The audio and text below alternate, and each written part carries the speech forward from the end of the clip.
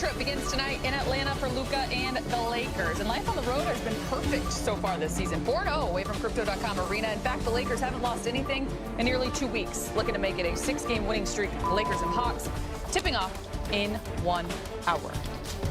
So we say hello and welcome to Access Sportsnet Lakers, brought to you by Mercury Insurance. I'm Allie Clifton alongside the Hall of Famer, big game James Worthy, the 5-time champ himself, Derek Fisher. Good vibes in Lakerland right now. What's not to love here to start the season? Yeah, it's a really good vibes, good start. Team is connected. Fans are, connected. It's a good start. Yeah, no, it's a great start, so let's not jinx it and over-talk about it and try to label it as something. Let's just focus on tonight. We don't believe in jinx, Derek, for this current moment. We're going to dive right in. You're correct. The Laker road trip begins tonight in Atlanta. The Lakers enter tonight's game riding an impressive 5-game winning streak. Look, these are just the facts. I am not jinxing anything. In addition, they're also perfect on the road so far this season. They're currently sitting at 2nd in the West, 7-2. The last time they started 8-2. It was back in the 2019-20 season. You know what happened then. So you won 5 straight. You're coming off arguably your best win of the season, big game versus the Spurs on Wednesday. You're more rested than the Hawks who played last night. You haven't played since Wednesday. Just an opportunity to kind of get things started here on the road, on the right foot. Carry that momentum. It's a good opportunity to keep things going. 7-2, that's really good. To me, even if they weren't 7-2, if they were 3-4 or something not as good as they are now, just the way they are playing this early in the season, the way they're connected on the defensive end would be really good for me. I mean, the record is outstanding, the way they've won games, but they've only done it by, having a sticky defense, especially down the stretch. So Atlanta, a team they should beat, even though the Lakers are coming to town. Atlanta gets really excited. This is that first game on the road. You really got to focus and concentrate. You had a good start. You had a decent break. You kind of exhaled. Now it's time to get the mind ready to refocus and get back to work. Yeah, and sometimes getting out on the road, in particular when things are going well, you need that kind of us against the world energy.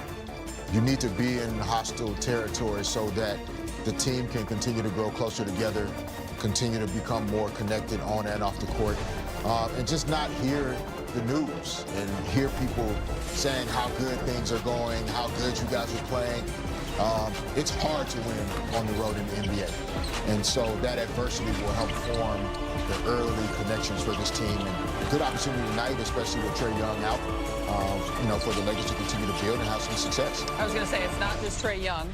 No Kristaps Porzingis, no Nickeil Alexander-Walker, and no Jalen Johnson for the Atlanta Hawks. But you don't want to let your guard down because you're also, as we take this conversation one step further, going to be without Austin Reeves. He'll miss his 3rd straight dealing with that groin. He's averaging over 30 and 9 a night.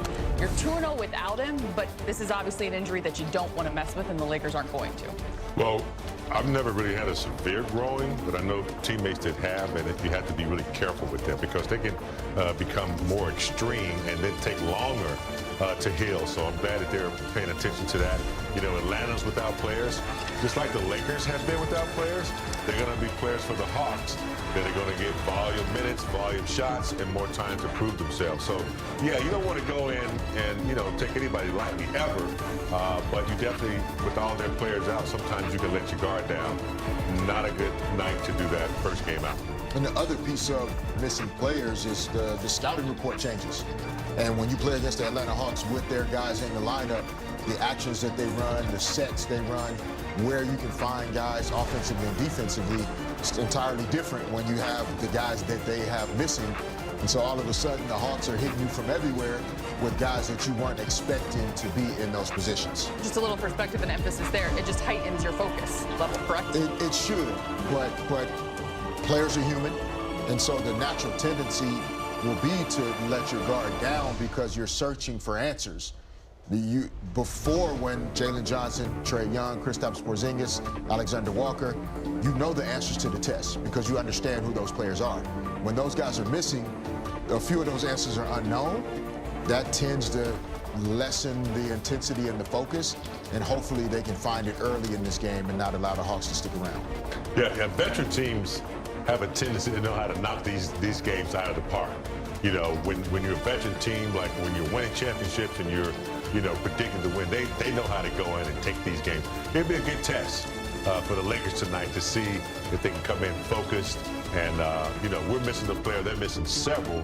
It's a game they should win to see how focused they can be and take care of business early and in the third quarter. We mentioned the Lakers 4-0 on the road. They're the only team in the NBA left perfect away from their home arena. DeAndre Ayton is currently on the court getting in his pregame warm. Welcome back. We're still awaiting the return of LeBron James as he's been sidelined with sciatica to start the season. When he does take the court, he'll become the first player in NBA history to play 23 seasons, another historic milestone for the league's all-time leading scorer. And the latest with him, he's moving in the right direction with his injury. Shams reporting he's been cleared to play 5-on-5. He is not with the team currently on this road trip. But whenever he returns, the game could be somewhere between the 18th and 23rd of this month. We start with just having him back is a good thing.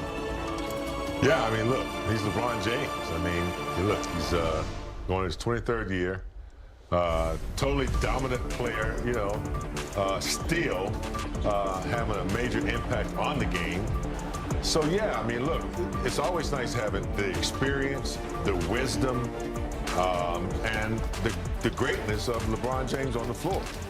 How he adjusts coming back, will be, up to him how he wants to fit in. But, he can only be great. That's all he knows how to be. So he's smart enough, wise enough to come back and maybe have the impact enhancing other people. We'll see. Yeah, I originally when I heard about LeBron being out with sciatica, I was like, man, for us golfers out there, we know how that feels. But last year was 2024, Paris Olympics, and that was a long summer for LeBron and for most veteran guys. And it makes me wonder if this is just the right road to recovery, even if he is not injured, with my air quotes, to really allow him to have an off season and kind of ramp his body and his mind up in a way that once he plays his first game for the Lakers this season, you're not having to manage and navigate as much and manage the load as much because you took the appropriate time at the beginning.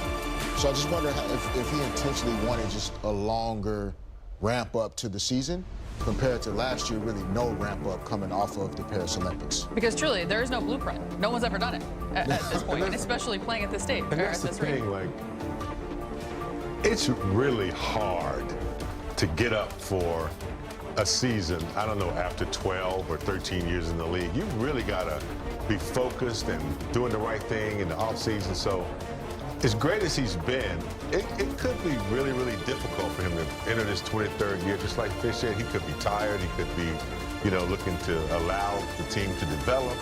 But it's not easy to do what he's done. And he's done it probably better than anybody. I mean, we've had some Michael and Kobe and all those guys. But, yeah, I agree with you, Fish. He could be just he could be tired. He could be just I just want to relax a little bit.